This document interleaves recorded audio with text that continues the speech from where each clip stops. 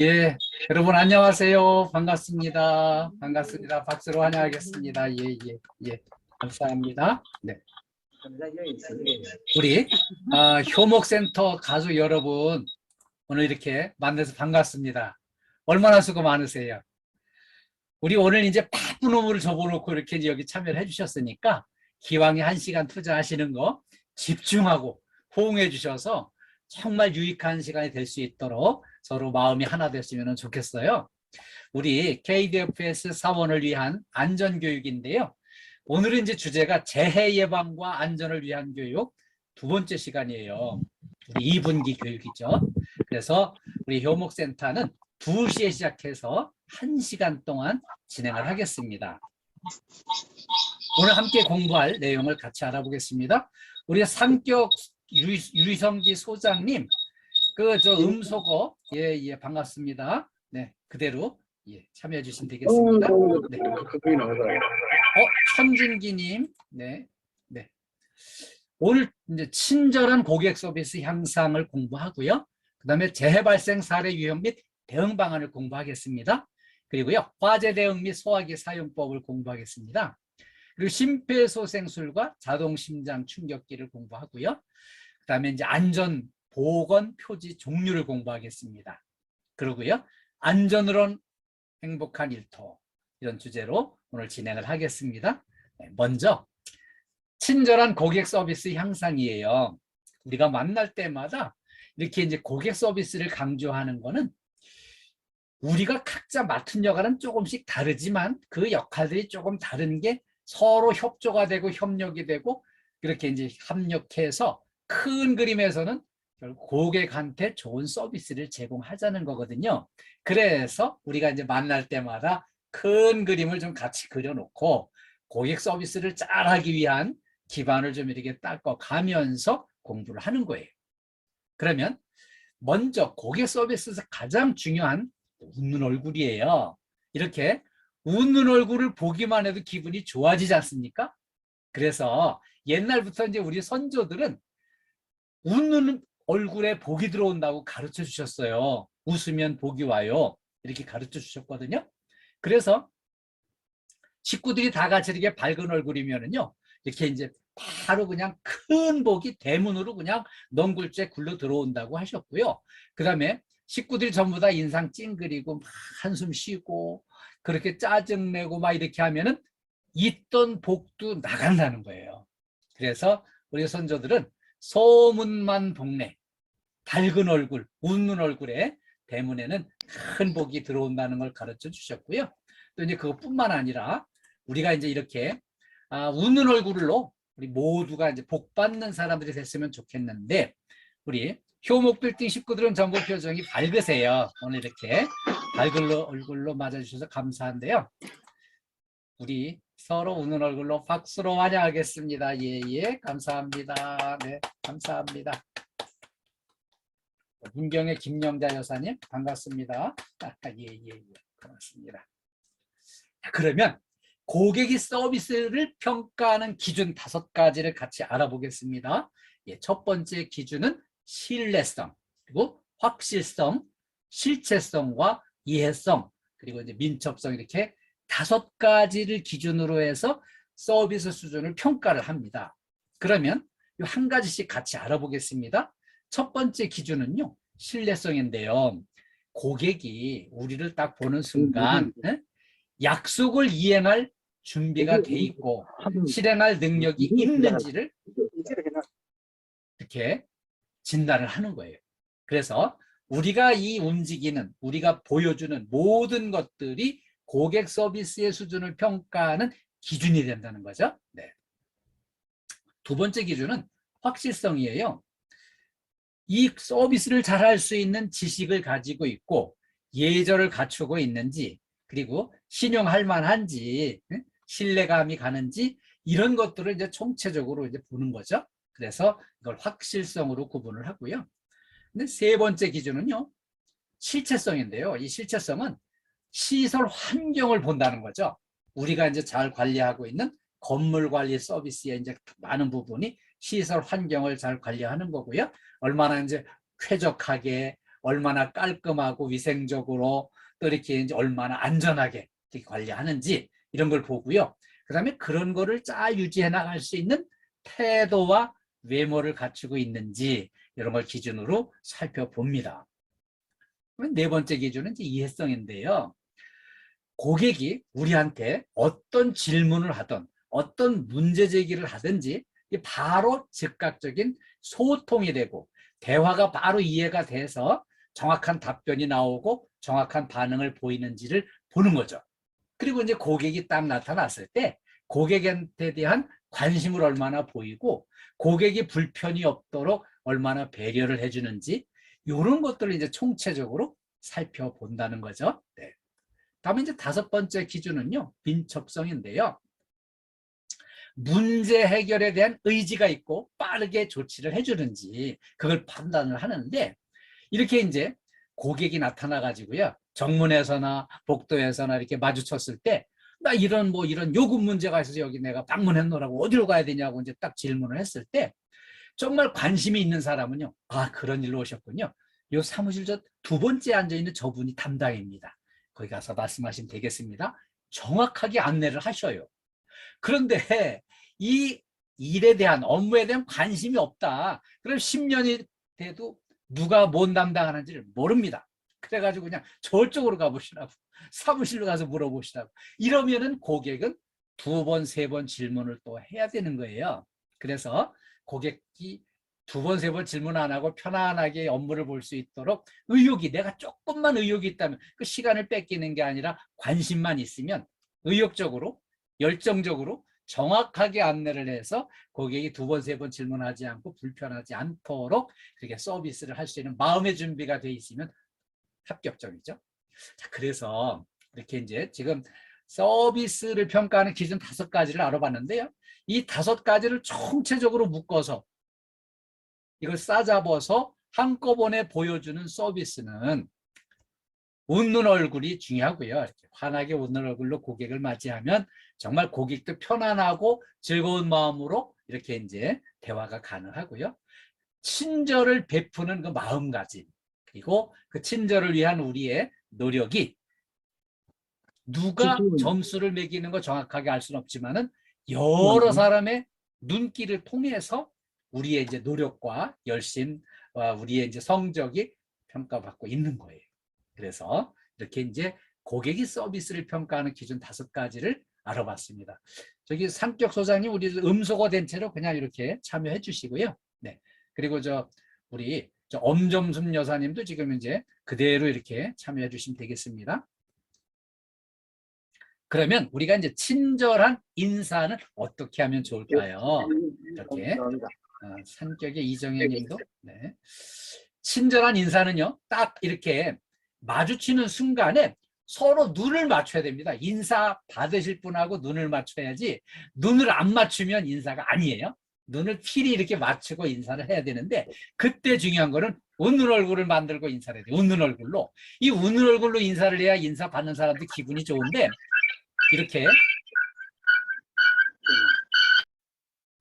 웃는 얼굴로 인사를 해야 되는데 이렇게 그냥 인상을 찡그리고 표정이 무거워서 슬픈 얼굴로 인사를 하면 인사 받는 사람도 부담스럽고 불편해요. 그래서 이렇게 환하게 웃는 얼굴로 인사를 하셔야 되고요. 그러면서 인사하는데 안녕하십니까 이렇게 밝은 목소리로 이렇게 이제 인사를 하시고 그 다음에 인사를 하실 때 이 15도 정도 상체를 숙이는 거예요. 이렇게 15도 정도 상체를 숙이면은 정중한 인사가 되는 거죠. 그리고요, 인사를 한 다음에 이제 무엇을 도와드릴까요?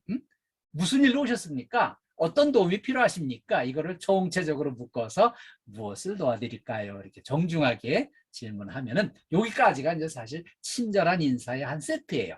그래서 이렇게 잘 해주실 걸로 믿고 당부드리겠습니다. 다음에는요, 재해 발생 사례 유형 및 대응 방안입니다.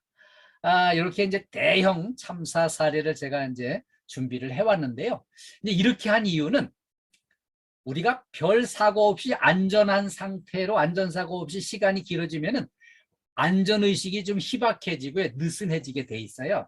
그래서 정말 작은 사건이 그냥 어마어마하게 큰 사건으로 확대가 돼서 이렇게 이제 대형 참사를 우리가 같이 한번 알아보고 거기에 대해서 이제 우리가 안전의식에 대한 경각심을 소환하기 위해서 이 사례를 준비했습니다. 작은 촛불 하나가 거대한 도시를 삼켜버린 대형 참사가 있었습니다. 이 초대형 폭발 사고였는데요. 이리역 참사 사례를 소환을 해왔습니다.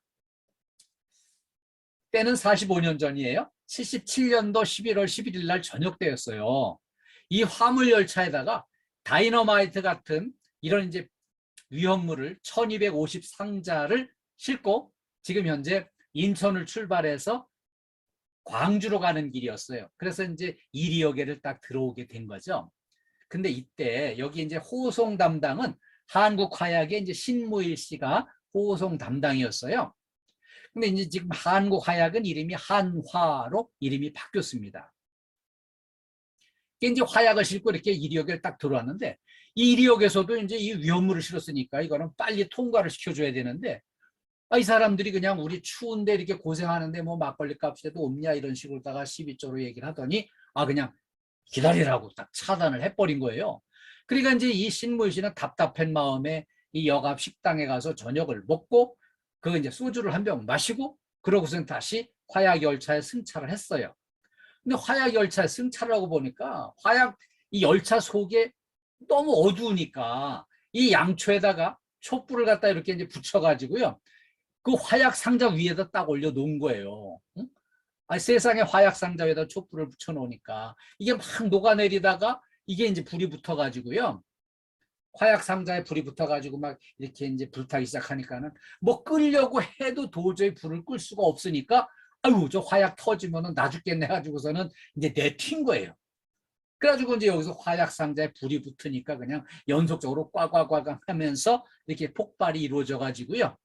이리역에 이 어마어마한 웅덩이가 파였는데 깊이는 15m고 직경은 한 30m 되는 엄청난 웅덩이가 파였고요. 여기 폭발에 의해서 이 열차들까지 막 이렇게 밀려나가고 날아가고요. 그리고 이 역 주변에 반경 500m 이내에 있는 건물 거의 다 무너져 내려버렸습니다. 그래서 이 대형 사고로 인해서 인명피해가 이제 1,402명이 인명피해가 났어요. 이런 대형 사건이 일어나면서 이 뉴스를 또 속에서도요, 이렇게 엄청난 이제 피해들이 일어났는데, 피해 가옥이 7,600여 동이 이제 파괴가 됐고요. 이재민은 1,674세대가 이렇게 이재민이 발생을 해가지고요. 7,800명이 집에 못 들어가고 학교, 체육관, 강당으로 전부 피난을 갔어요. 그래서 이렇게 이제 엄청난 대형 사고가 났는데, 이런 대형 사고 속에서도 아주 이렇게 이제 관심, 호기심을 유발하는 이제 별난 뉴스가 전달이 됐는데요. 그 이리역 주변에 그 근처에 극장에서 하춘화 쇼가 진행 중이었었어요. 그때 아주 하춘화가 대단한 인기를 누리고 있었는데 그 하춘화 쇼가 진행 중인데 이 폭발 사고가 나면서 극장 2층이 통째로 무너져 내려가지고요. 여기 뭐 이제 막 깔려서 죽고 다치고 막 이제 엄청난 사상자가 속출하고 아수라장이 됐어요. 근데 이때 가수 하춘아 씨가 노래 부르다 말고 이제 그 쓰러져 가지고 이제 졸도를 했어요. 그러니까 이 사회를 보던 이주일 씨가 하춘아 씨를 들쳐업고 내달려 가지고 병원에 가서 우리 하춘아 씨 좀 살려달라고 막 이제 사정을 했어요. 그 의사가 진찰을 해보니까 하춘아 씨는 깜짝 놀래서 졸도했다가 이제 깨어나서 보니까는 뭐 타박상만 입은 정도지 크게 다치진 않았어요. 그런데 이 하춘아 씨를 업고 달려온 이주일 씨가 큰 부상을 당했는데요. 머리가 깨지고 등이 째지고 막 그래가지고는 몸에서 피가 막 흘러내려가지고 온몸이 피 덩어리가 그냥 됐는데 가만히 보니까 이 하춘아 씨보다 그냥 뭐 10배 더 많이 다친 것 같은 거예요. 그래서 당신이 더 급하다 그래가지고 막 이제 피를 딱 꺼내고 엑스레이를 찍고 이렇게 확인을 해보니까 정말 엄청 많이 다쳤어요.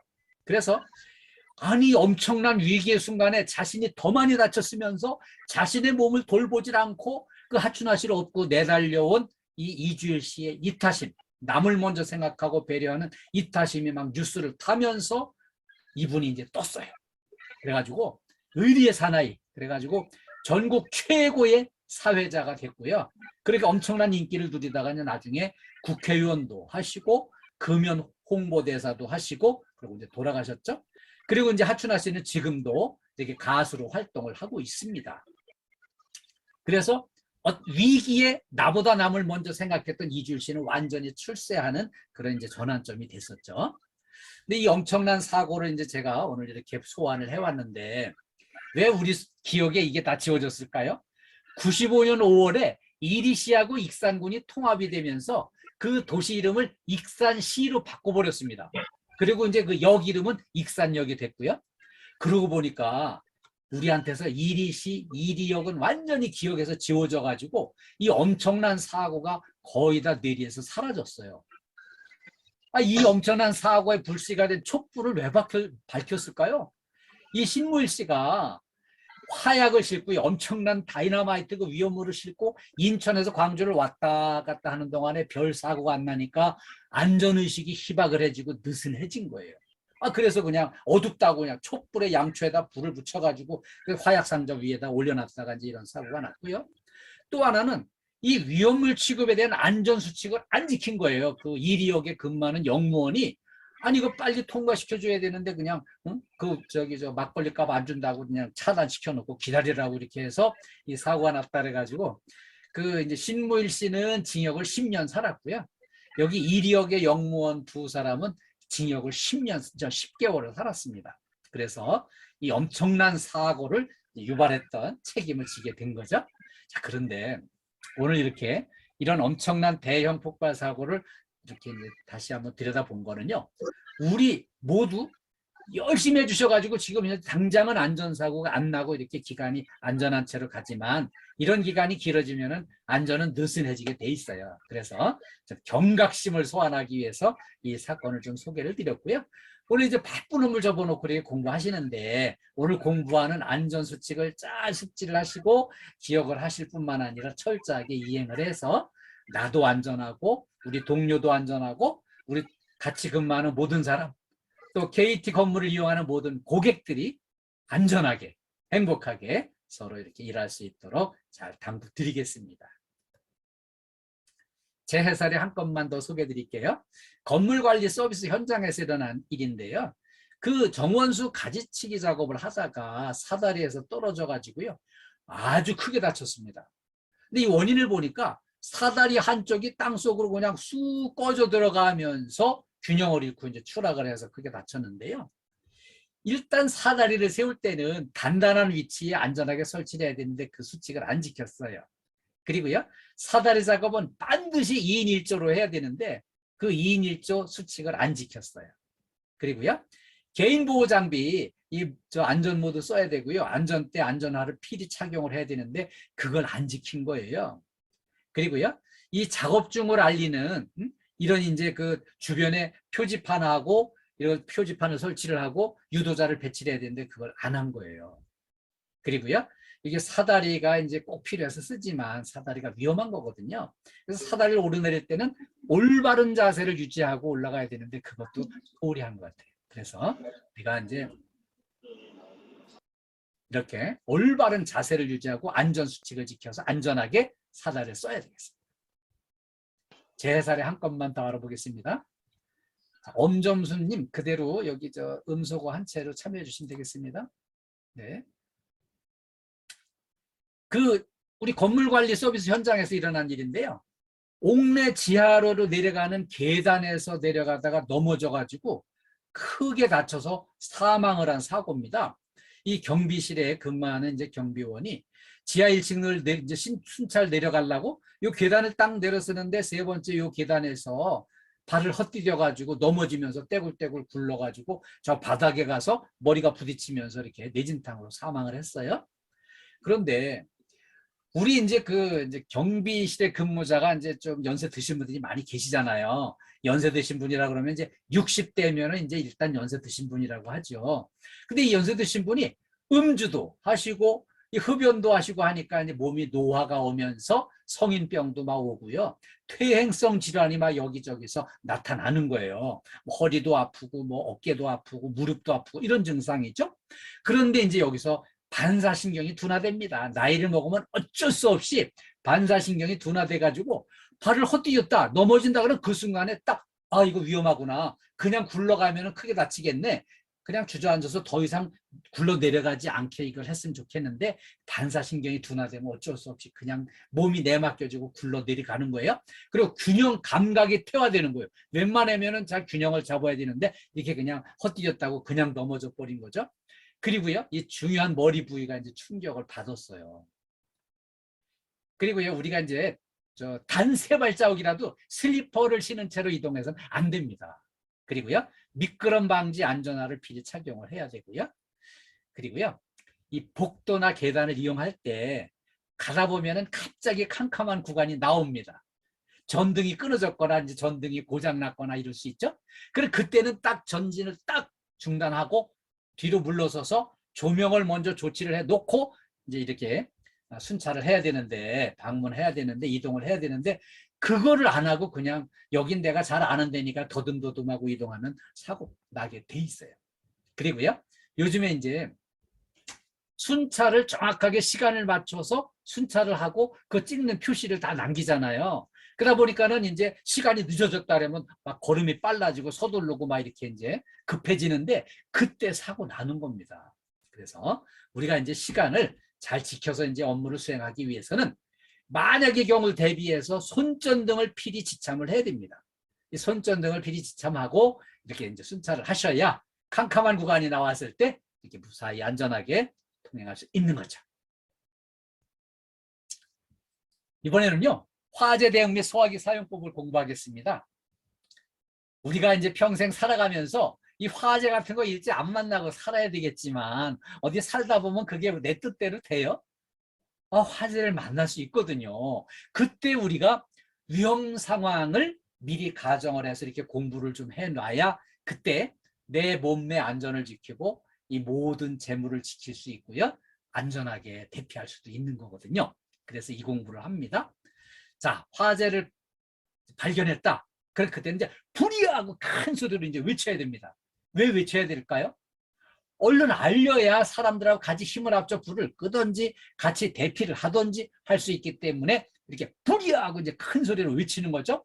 그러면서 요 비상벨을 딱 눌러가지고요, 온 건물 전체에다가 화재가 난 거를 알려줘야만 전부 비상 상황이 알려지는 거죠. 전달이 되는 거죠. 그리고 이제 바로 이렇게 이제 소방서에 119 신고를 합니다.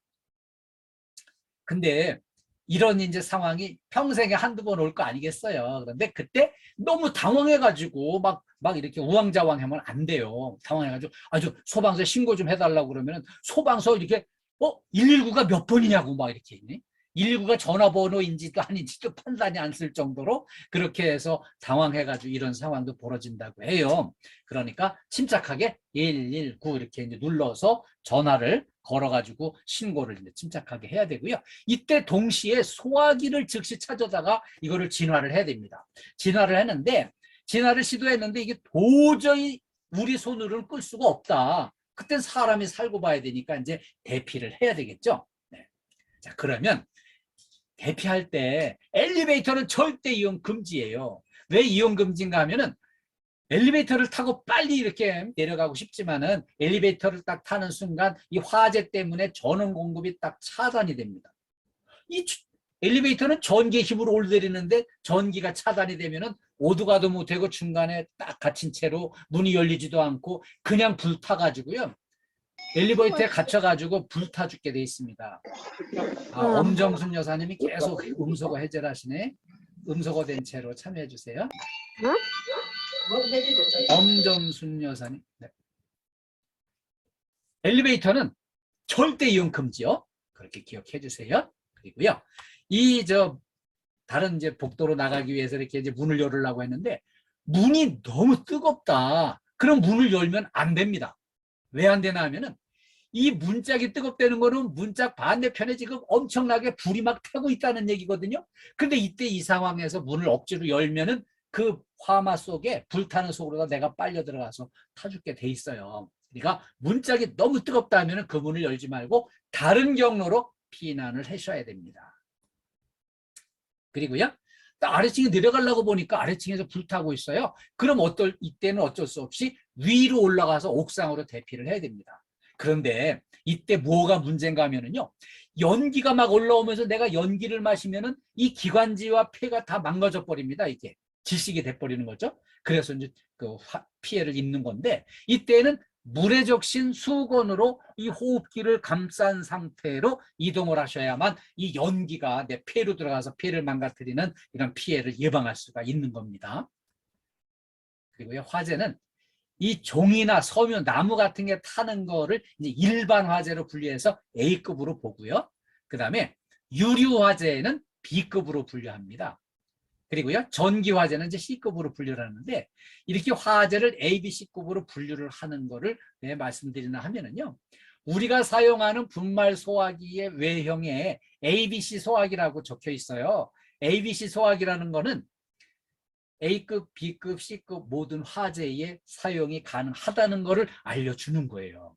그래서 이렇게 화재가 A급 일반 화재, B급 유리 화재, C급 전기 화재, 이렇게 세 가지로 구분을 하는구나. 그 세 가지에 공통적으로 쓸 수 있는 게 우리 옆에 있는 이 분말 소화기구나, 이렇게 기억을 해주세요.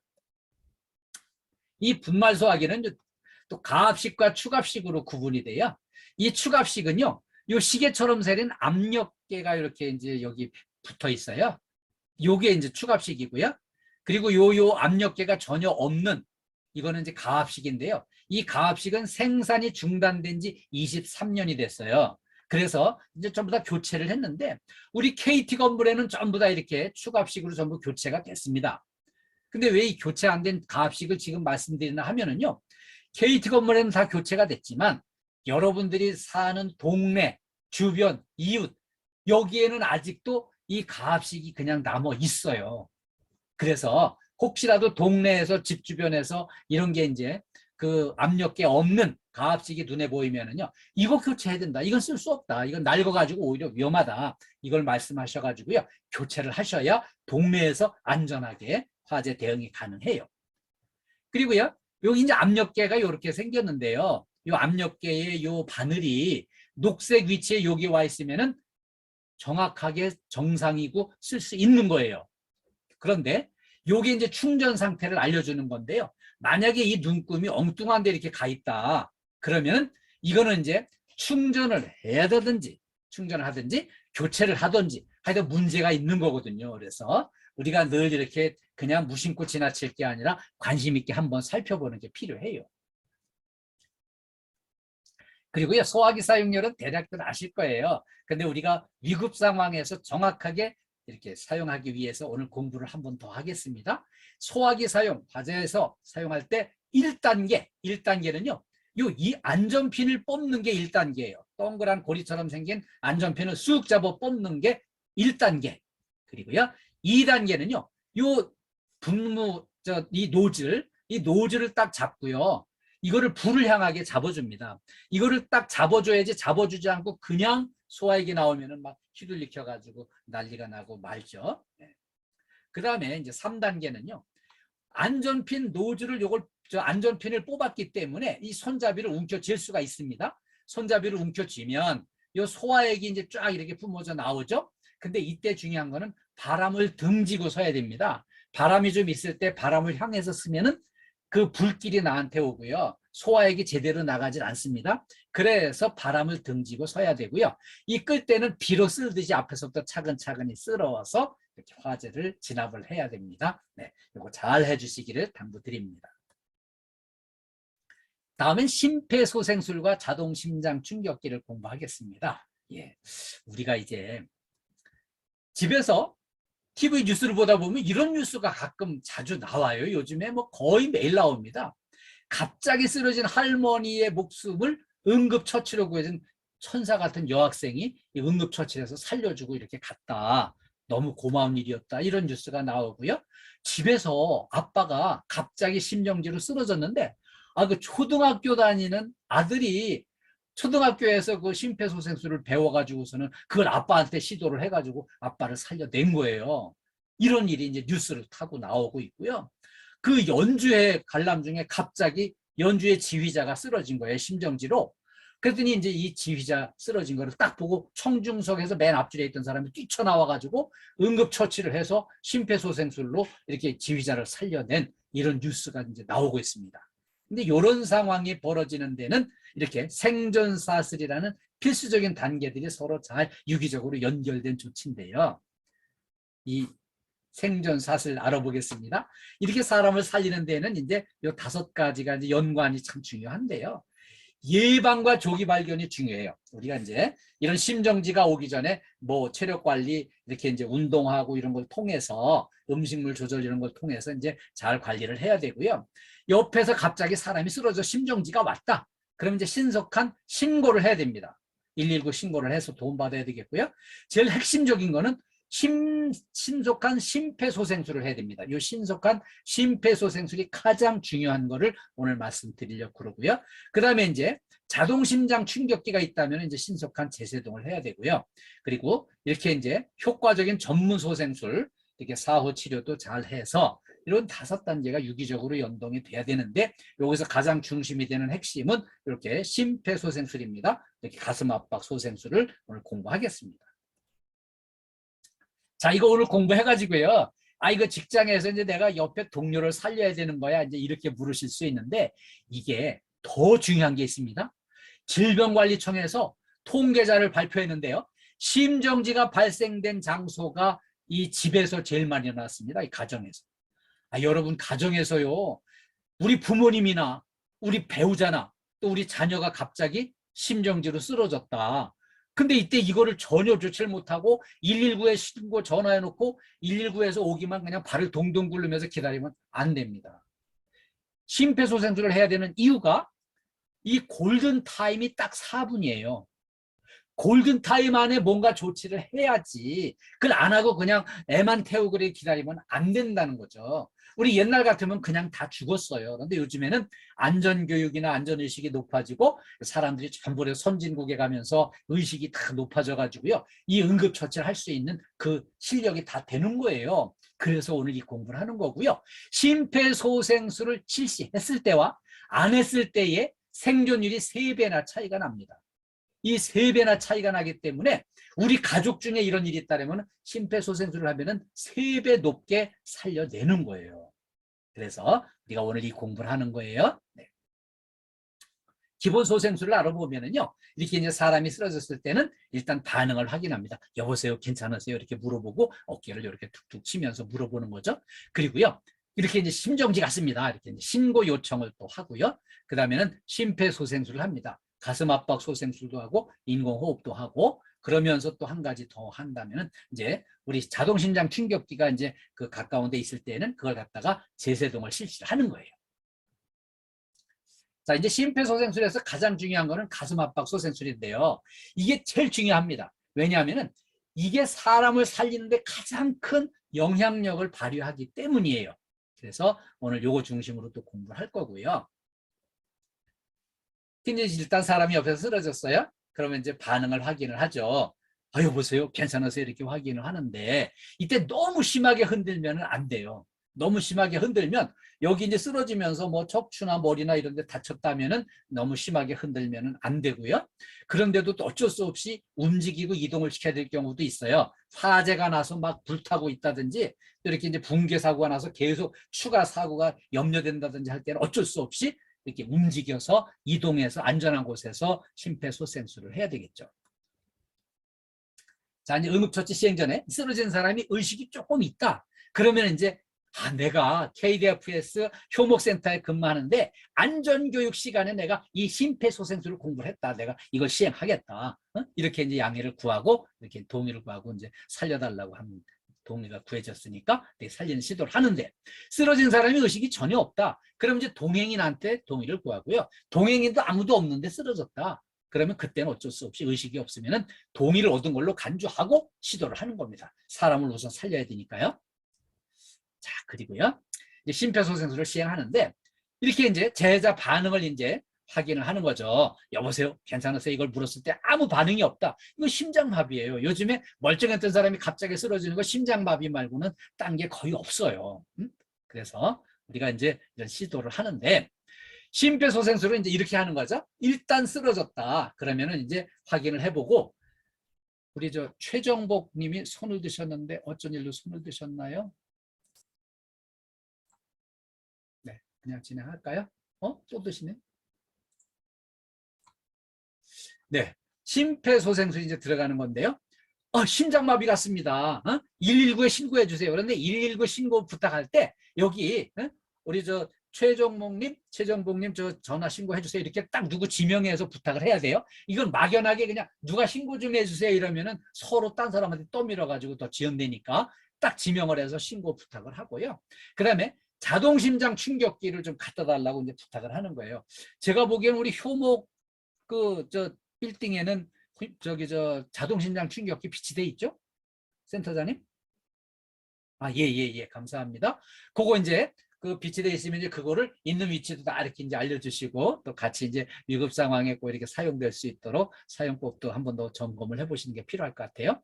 그래서 이렇게 이제 신고를 하고 자동 심장 충격기가 이제 있으면은 이렇게 이제 지금 제가 금방 말씀드린 대로 이제 모든 근무자한테 비치 장소 이렇게 한 번 더 알려주시고 사용법도 이렇게 같이 한번 복습을 해보는 게 필요합니다. 그리고요. 이렇게 이제 호흡을 확인하는데 이 사람이 지금 숨을 쉬고 있나 못 쉬나 이걸 확인했는데 의식이 없는데 호흡이 이렇게 이제 비정상적인 이런 경우에는 심정지로 이제 판단할 수가 있어요. 그리고요. 자, 심폐소생술을 이렇게 하는 거죠. 쓰러진 환자 옆에 무릎을 꿇고 앉아서 이 손을 기역자로 딱 꺾어가지고요. 가슴 갈비뼈 갈라지는 부분 중심부에다 갖다 손을 얹고요. 다른 한 손도 여기다 깍지를 껴서 두 손을 얹어가지고 두 손의 힘을 보태가지고 이렇게 이제 압력을 가하는데 이렇게 이제 여기 중요한 거는요. 압박 속도는 이제 분당 100회에서 120회예요. 그러니까 1초에 2번 정도 이렇게 압박을 하는 거고요. 압박하는 깊이는 5cm. 5cm면 이렇게 손가락 2마디 정도 돼요. 이런 깊이를 눌러주는 거죠. 예. 우리 최정복님이 계속 음소거 해제를 하시네. 네. 깊이는 5cm 정도 되게끔 이걸 이제 눌러주는데 이게 이제 중요한 거는 이제 처음 하면은 이제 꽉 눌러서 이게 치료되는 걸로 이렇게 되게 착각을 해요. 그런데 눌러서 치료를 하는 게 아니고요.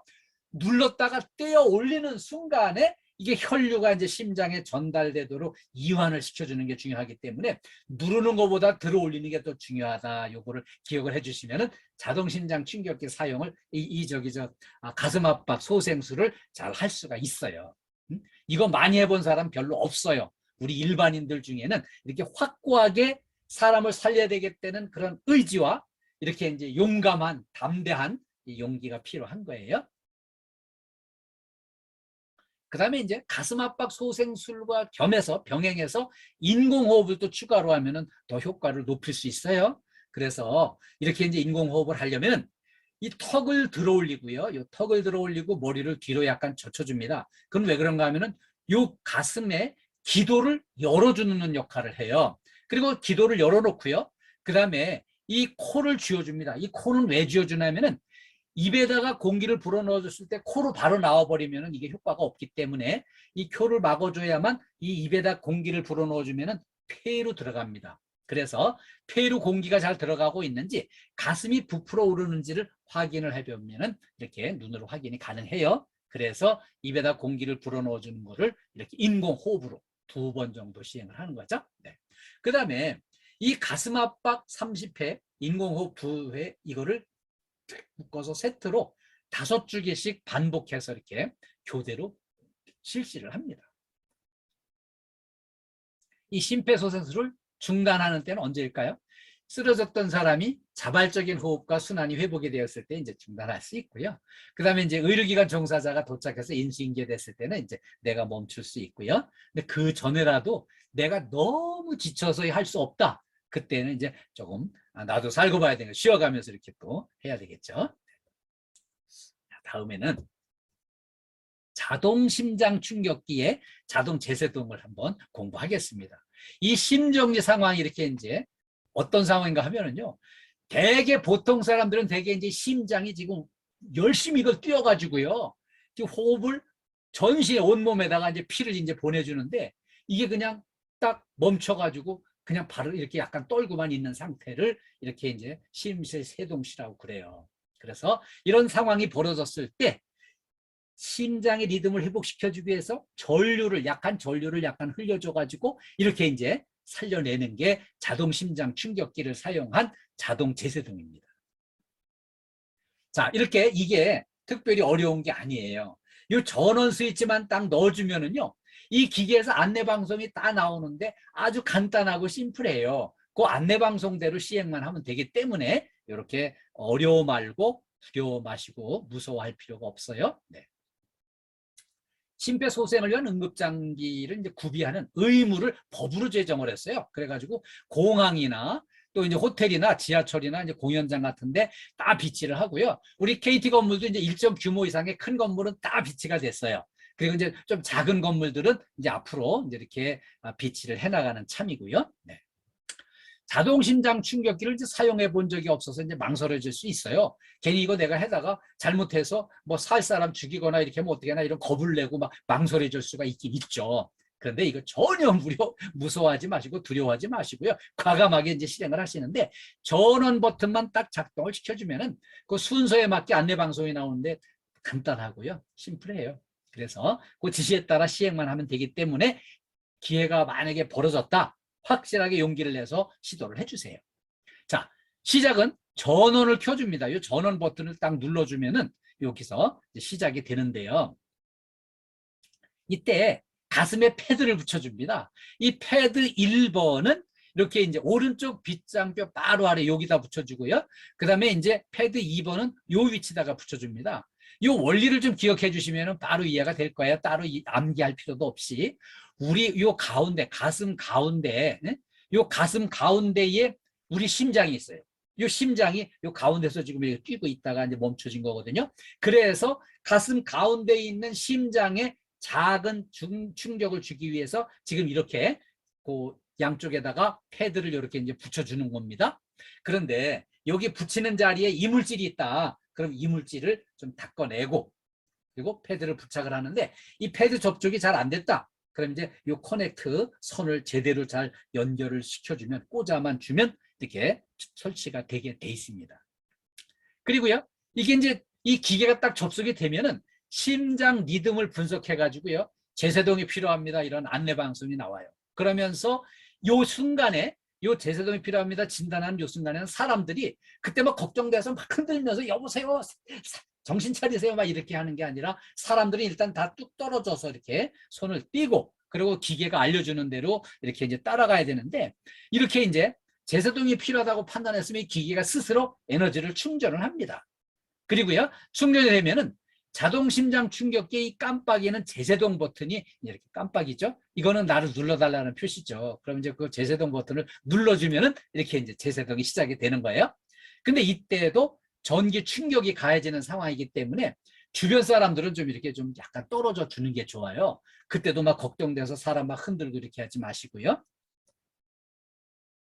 자, 그런데 자동 심장 충격기는요, 2분마다 다시 이제 심장 리듬을 다시 반복해서 분석을 해요. 다시. 그래서 이렇게 이제 2분마다 다시 이렇게 이제 분석을 하느라고 이제 약간 공간이 생겼을 때 다시 이제 가슴 압박을 또 이렇게 그 틈새를 이용해서 실시를 또 해주는 거 좋고요. 그 다음에 이제 119 구급대 도착할 때까지 이거는 계속돼야 됩니다. 다음에는요, 안전보건 표지 종류를 공부하려고 그래요. 이걸 왜 공부해야 되냐면은 우리의 안전을 위해서 그 각처 요소에 안전보건 표지를 설치를 했는데 우리가 그거를 외면하거나 그거를 잘 모르거나 착각을 해서 이렇게 피해를 당하면 안 되기 때문에 안전을 위해서 이 공부를 하는 겁니다. 안전보건 표지 종류는요, 5가지가 있어요. 이 첫 번째로는요, 이렇게 첫 번째는 금지 표시가 있어요. 그리고요, 두 번째는 경고 표시가 있습니다. 그리고 세 번째는 지시 표지가 있고요. 네 번째는 이제 안내 표지가 있습니다. 다섯 번째는 이제 관계자 외 출입 금지 이런 표지가 이런 5가지 종류의 안전 표지가 있어요. 첫 번째는 이제 금지 표시예요. 이런 거 하지 말라는 거죠. 금지 표시는 이렇게 빨간 원에다가 빨간 빗금이 그어져 있고 바탕에는 검정 표시가 이렇게 들어 있습니다. 이거 이제 출입 금지 표시죠, 이게. 그다음에 요거는 이제 보행 금지 표시고요. 그리고 요거는 이제 금연, 흡연 금지. 금연 이건 담배 피우지 말라는 거죠. 그리고 요 옆에 있는 요거는 이제 화기 금지. 성냥불이나 라이터 같은 거 오면 큰일 납니다. 이런 거 금지, 화학이 금지, 이런 표지가 이제 금지 표시예요. 그 다음에 이제 경고 표시인데요. 금지 표시보다는 좀 더 강한 거죠. 이 경고 표지는요, 빨간 마른 목골에 이렇게 내용물이 검정색으로 이렇게 표시가 돼 있는데요. 이거 인화성 물질 경고 표시예요, 이게. 그리고 이제 여기 보면은 해골 그림이 있는데 이거는 급성, 독성 물질을 경고하는 표시예요. 그리고요, 이렇게 이제 노란 바탕에 검정 삼각형이 그려져 있는 이런 경고 표지가 있는데요. 여기는 이제 이렇게 방사성 물질을 여기 보여주면서 큰일 난다 이렇게 해서 해골을 여기다 이제 그림을 같이 그려놨는데 방사성 물질 경고 표시예요. 그리고 요거는 이제 고압 전기 경고 표시고요. 그 다음에 이렇게 이제 요거는 위험 장소를 경고 표시입니다. 그래서 이렇게 이제 경고 표지가 있는 거는 금지보다 좀 더 세고 강하고 엄격한 거구나 이렇게 기억해 주시고요. 다음에 이제 지시 표지가 있습니다. 지시 표지는 요렇게 하라는 거죠. 그래서 이 지시 표지 중에는 이제 파란색으로 그려지는데 안전모를 착용하라는 이 표지는 안전모를 필히 써야 돼요. 여기는 낙하물이 지금 막 저 위에서 저 옥상에서 뭐 공사하고 있기 때문에 지금 여기 위험물이 막 떨어지니까 내 머리를 보호하기 위해서 이렇게 이제 안전모를 착용하시라. 이 구간에는 안전모를 필히 써야 위험을 모면할 수 있고요. 그 다음에 이제 귀마개를 착용하라. 이거는 이제 소음이 너무 강하니까 여기 그냥 이 귀마개 안 하면은 귀를 다쳐가지고 못 듣게 될 거다. 이거를 이제 알려주는 거죠. 그 다음에 이제 보안경을 착용하시라. 여기는 이제 그런 이제 뭐 락스 같은 화공약품을 이렇게 이제 희석을 해서 여기 이제 이런 뭐 그 곰팡이 소독 이런 이제 청소 이런 것 할 때 이 위험물이 이제 눈에 튀어 들어가서 눈을 다치면 실명을 할 수 있으니까 눈을 보호하기 위해서 보안경을 필히 쓰라는 거예요. 근데 어떤 분은 막 나는 이거 갑갑해서 못 쓴다고 막 이런 분인데 그렇게 하면은 안 돼요. 좀 갑갑하고 불편하고 시간이 걸려도 내 안전을 지키는 게 중요합니다. 이거 눈 다쳐가지고 앞을 못 보고 평생 살 생각을 한번 해보세요. 그거보다는 다소 힘들고 갑갑하고 시간이 걸려도 내 눈을 잘 보호를 해야 되니까 이런 경우 안내 표지 있을 때는 필히 보안경 착용하셔야 돼요. 또 이렇게 이제 방독 마스크를 착용하라고 할 때는 독성이 있으니까 방독 마스크를 필히 또 써야 되고요. 안전복 착용, 안전장갑, 안전화 이런 거 착용 지시가 있을 때는 이걸 이행을 해야 내가 내 몸을 안전하게 지킬 수가 있어요. 그리고요, 요번에 이제 이렇게 이제 안내 표시가 있습니다. 안내 표지. 요런 걸 알려주는 거죠. 그 안내 표지는 이렇게 알려주는 거니까 이걸 잘 활용을 해야 되는데, 요 응급구호 설비가 있는 곳, 또 이렇게 구호를 위한 들것이 있는 곳, 또 세안장치가 있는 곳, 눈을 씻어내는 거, 그 다음에 이제 이렇게 비상용 기구 있는 곳, 이런 것들을 알려주고요. 그 다음에는요, 비상구 표지. 엄청난 이렇게 대형 사고가 났을 때 그때는 막 이제 이렇게 당황해가지고요. 빠져나가지를 못하고 막 헤맬 수가 있어요. 그때는 이제 이 비상구 표지를 잘 이렇게 판단해서 이렇게 좌측에 있습니다. 그러면 왼쪽으로 이동하고 오른쪽에 비상구가 있습니다. 하면은 오른쪽으로 이동해서 대피를 하는 거죠. 다음에 이제 관계자 외 출입 금지라는 표지가 5번째 여기에 있는데요. 이거는 어떤 건가 하면은요. 여기에 허가 대상 물질이 이제 보관되어 있는 작업장입니다. 아니면 성면 취급 또는 이제 이렇게 발암 물질 취급하는 장소에 여기 이제 관계자는 여기에 대한 안전 조치를 다 해가지고 거기를 접근을 하는데 관계자가 아닌 분은 여기 접근하지 말라는 거예요. 내가 관계자가 아니다. 그러면 여기 위험하니까 아예 접근하지 마시고 관계자만 출입을 하셔야 안전하게 작업이 진행될 수 있어요. 우리 안전으로 행복한 일터를 만듭시다. 오늘 이 공부를 하겠어요? 네. 우리 인류의 행복을 위한 황금률이에요. 행복하기 위해서 이걸 필히 지켜야 되는데요. 남에게 대접을 받고자 하는 대로 너희도 먼저 남을 대접하라는 거예요. 자, 이렇게 맛있는 거 대접받고 싶잖아요. 누구 뭐 좋은 일 했다는데 한턱 안 쏴 이게 남한테 사라고 하는 게 아니라 대접받고 싶으면 내가 먼저 한턱 쏘고 내가 먼저 대접을 하면 된다는 거예요. 순서만 바뀌었을 뿐이지 서로 대접할 수 있는 기회를 만드는 건데 대접을 받고 싶으면 먼저 대접을 해야 되는데요. 우리가 내 몸의 안전을 위해서 내가 내 몸을 먼저 대접을 해야 되는 거예요. 이게 황금률이에요. 그래서 자, 내가 지킨 만큼 나를 지켜주는 거죠. 교통규칙을 내가 철저하게 지키면은 지키는 만큼 내가 안전한 거예요. 교통 환경에서 다치지 않고 안전한 거거든요. 자, 그런데 우리 한국에는 교통사고가 발생률이 1등이에요. 왜 1등일까요? 그런 법령이나 조치나 이런 거는 철저하게 잘 돼 있는데 사람들이 그걸 다 무시를 하는 거예요. 그래가지고 사고가 이렇게 제일 많이 나고 있어요. 그래서 우리가 이제 교통수칙을 잘 지켜야 되는데, 지금 새로 나오는 이제 자율주행차, 운전자가 없는 무인차 있잖아요. 그거 사람들이 운전자가 없는데 내가 어떻게 그 차를 타? 이렇게 겁을 낼 수 있는데, 오히려 그 차가 10배 이상 안전한 거예요. 왜냐하면은 이 자율주행차는 운전자가 없는 상태로 자동차가 스스로 이제 이렇게 운행을 해서 앞으로 나아가는데, 이 녀석은 특별히 교통규칙을 100% 지킵니다. 교통규칙을 100% 지키니까 사고 날 이유가 없는 거예요.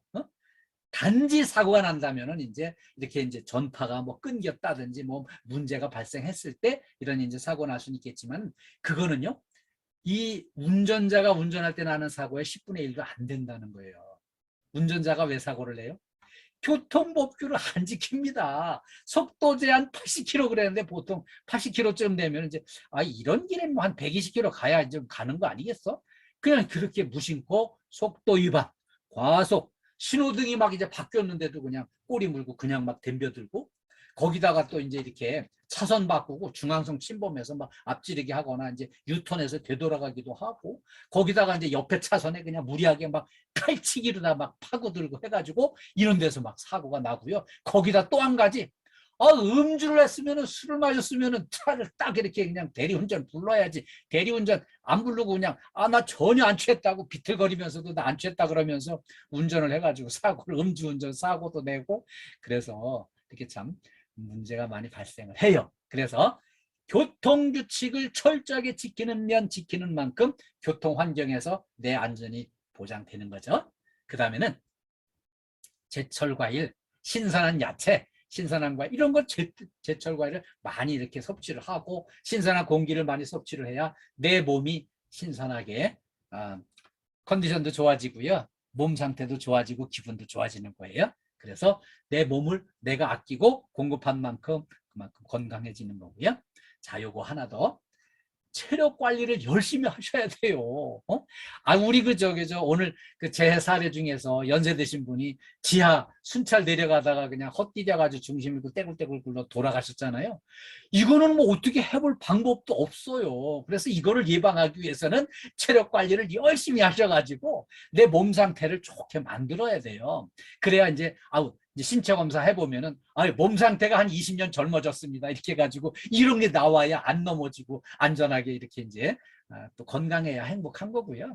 아파서 병원에 입원했으면 다 귀찮고 다 힘들어져요. 그래서 체력 관리 열심히 하고요. 그 체력 관리를 열심히 하는 만큼 그 결과는 아주 정직하게 효과가 나오게 돼 있습니다.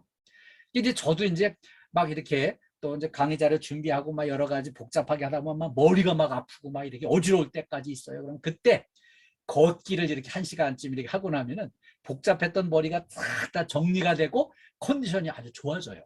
그래서 걷기 운동도 좋고요. 체력 관리 열심히 해주시면 그 결과는 정직하게 내 몸 상태로 답을 준다는 거죠. 또 하나는요, 안전수칙을 철저히 지키면은 그 모든 환경에서 나의 안전을 지켜주는 거예요. 우리한테 이제 지급된 여러 가지 안전 장비들 있잖아요. 이런 장비들을 지급받았으면은 이거를 잘 활용을 하시고 또 이렇게 이제 안전규칙을 잘 지켜야만 내가 다치지 않고 안전하게 일할 수 있고요. 이렇게 모두에게 안전이 보장되는 거예요. 그래서 안전수칙 철저하게 지키면 지키는 만큼 안전해지는 거죠. 그 다음에는요, 행복을 위한 노력을 하셔야 돼요. 날마다 행복을 위해서 나는 행복하다 하는 이 마음으로 이렇게 이제 실천을 해야 내가 행복해지고요. 늘 주변에 감사하는 마음으로 먼저 인사하고요. 예, 우리 안심 소장님, 권태은 소장님, 네, 우리 조금 음성하겠습니다. 그래서 이렇게 이제 우리가 늘 먼저 감사하고 감사하는 마음이면 행복해지고요. 섬김을 받고 싶으면 먼저 섬기는 거예요. 그리고요, 먼저 주변 사람들을 환하고 행복하게 해주기 위해서는 환하게 웃는 얼굴로 인사를 하는 거예요. 그러면은 그 행복 바이러스가 주변에 전파가 돼가지고요. 주변 사람들이 다 같이 행복해져요. 이렇게 웃는 얼굴은 인상이 좋다 그러고요. 주변에 사람이 모이고요. 인상 쓰고 막 이렇게 이제 째려보고 막 이렇게 슬픈 얼굴 하면 주변 사람들이 흩어져 버리고 불편해져요. 그래서 웃는 얼굴로 주변에 행복 바이러스를 많이 전파를 하셔가지고 우리 동료가 행복해지고 우리 직장이 행복해지고 우리 가정이 행복해졌으면 좋겠어요. 자, 우리 안전이 행복인데요.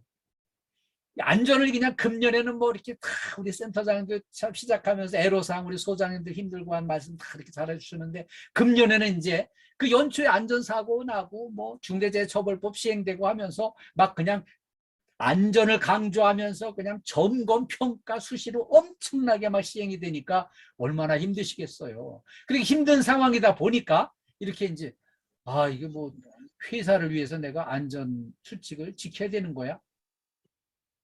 안전은요 회사를 위해서가 아니라 나 자신을 위해서 지켜야 됩니다.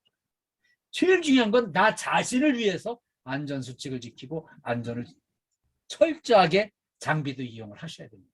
이게 누구 남을 위해서 하는 안전이 아니에요. 나 자신을 위한 안전이고요. 내가 안전수칙을 지킬 때 내가 안전하고 동료가 안전하고 우리 건물 근무자 모두가 같이 안전하고 KT 건물을 이용하는 고객들이 안전하고요. 이 안전을 생활하고 습관을 들여놓으면 우리 집에서도 가족들이 안전할 수 있어요. 그래서 집에서도 자꾸 안전에 그 위배되는 게 눈에 자꾸 띄더라고요. 이렇게 복도에서도 뭔가 요만한 거 떨어져 있으면 아유 저거 잘못 디뎌서 미끄러져 넘어지면은 그 크게 다칠 텐데 해가지고 그 떨어져 있는 거 하나씩 이렇게 집어서 깨끗이 안전하게 정비를 하고 이런 게 필요해요.